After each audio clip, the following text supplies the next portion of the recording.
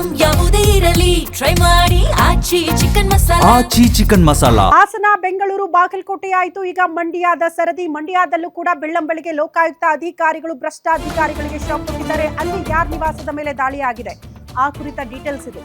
ಮಂಡ್ಯದ ಪಿಡಬ್ಲ್ಯೂಡಿ ಕಚೇರಿಯ ಎಡಬ್ಲ್ಯೂ ಮನೆ ಮೇಲೆ ದಾಳಿಯಾಗಿದೆ. ಭ್ರಷ್ಟಾಚಾರ ಆರೋಪದ ಹಿನ್ನೆಲೆ ಸತೀಶ್ ಮನೆ ಮೇಲೆ ರೇಡ್ ಮಾಡಿದ್ದಾರೆ. ಲೋಕಾಯುಕ್ತ ಎಸ್ಪಿ ಸುರೇಶ್ ಬಾಬು ನೇತೃತ್ವದಲ್ಲಿ ಪರಿಶೀಲನೆ ಆಗ್ತಾ ಇದೆ ಅನ್ನೋದರ ಡೀಟೇಲ್ ಸಿಗ್ತಾ ಇದೆ. ಸತೀಶ್ಗೆ ಸೇರಿದ ಮನೆ, ಕಚೇರಿ, ಪತ್ನಿಯ ತವರು ಮನೆಯಲ್ಲೂ ಕೂಡ ಶೋಧ ಆಗ್ತಾ ಇದೆಯಂತೆ. ಮಂಡ್ಯದ ಬಂದಿಗೌಡ ಬಡಾವಣೆಯಲ್ಲಿರುವ ನಿವಾಸ, ಅಲ್ಲಿ ದಾಳಿ ಆಗಿರೋದು.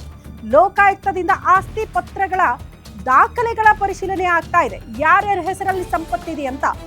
ಮಂಡ್ಯದ ಪಿಡಬ್ಲ್ಯೂಡಿ ಕಚೇರಿಯ ಎಡಬ್ಲ್ಯೂ ಮನೆ, ಸತೀಶ್ ಅವರ ಮನೆ ಮಾತ್ರ ಅಲ್ಲ, ಅವರ ಸಂಬಂಧಿಕರು, ಅವರ ಪತ್ನಿಯ ತವರು ಮನೆ ಇರುತ್ತಲ್ಲ, ಅಲ್ಲೂ ಕೂಡ ದಾಳಿ ಮಾಡಿದ್ದಾರಂತೆ ಲೋಕಾಯುಕ್ತ ಅಧಿಕಾರಿಗಳು. ಆಗ್ಲೇ ಹೇಳ್ದಂಗೆ ಇವರ ಸಂಪತ್ತು ಮೋಸ್ಟ್ಲಿ ಅಲ್ಲೆಲ್ಲ ಇರುತ್ತೆ ಅಂತ, ಅವರ ಹೆಸರಲ್ಲೆಲ್ಲ ಮಾಡಿರ್ತಾರೆ ಬೇನಾಮಿ ಆಸ್ತಿ. ಸೊ ಅದ್ರ ಬಗ್ಗೆ ದಾಖಲೆಗಳ ಪರಿಶೀಲನೆ ಆಗ್ತಾ ಇದೆ. ದೃಶ್ಯ ನೋಡ್ತಾ ಇದ್ದೀರಿ. ಒಟ್ಟೊಟ್ಟಿಗೆ ಒಬ್ರು ಇಬ್ರು ಅಲ್ಲ, 4ರಿಂದ 5 ಜನ ಅಧಿಕಾರಿಗಳು ಅವರ ಸಮ್ಮುಖದಲ್ಲೇ, ಮೋಸ್ಟ್ಲಿ ಸತೀಶ್ ಅವರ ಸಮ್ಮುಖದಲ್ಲೇ ದಾಖಲೆಗಳ ಪರಿಶೀಲನೆ ಆಗ್ತಾ ಇದೆ ಅನ್ನುವಂಥ ದೃಶ್ಯಗಳು ನೋಡ್ತಾ ಇದ್ದೀವಿ. ಯಾಕಂದ್ರೆ ಬೆಳ್ಳಂಬೆಳಗ್ಗೆ ಹೋಗಿರ್ತಾರೆ, ಎಲ್ಲಿ ಹೋಗಿರ್ತಾರೆ, ಮನೆಯಲ್ಲೇ ಇರ್ತಾರೆ. ಮನೆಯಲ್ಲಿದ್ದಾಗ ಎಲ್ಲೂ ಕೂಡ ಹೋಗಕ್ಕೆ ಬಿಡಲ್ಲ, ಕೂತ್ಕೊಳ್ಬೇಕು, ಎಲ್ಲದರ ಬಗ್ಗೆ ಕೂಡ ವಿವರಣೆಯನ್ನ ಕೊಡಬೇಕು. ದಾಖಲೆಗಳಿಗೆ ಸಂಬಂಧಪಟ್ಟಂತೆ ಡೌಟ್ ಬಂದರೆ ಅಲ್ಲೇ ಪ್ರಶ್ನೆ ಮಾಡ್ತಾರೆ, ಅದ್ರ ಬಗ್ಗೆ ಕೂಡ ವಿವರಣೆ ಕೊಡಬೇಕಾಗುತ್ತೆ. ಅವರ ಸಮ್ಮುಖದಲ್ಲೇ ದಾಖಲೆಗಳ ಪರಿಶೀಲನೆ ಆಗ್ತಾ ಇರುವಂತಹ ದೃಶ್ಯಗಳನ್ನ ಈಗ ಗಮನಿಸ್ತಾ ಇದ್ದೀರಿ.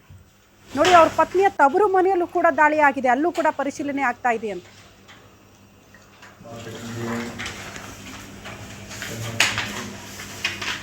ಖರೀದಿಸಿರುವುದು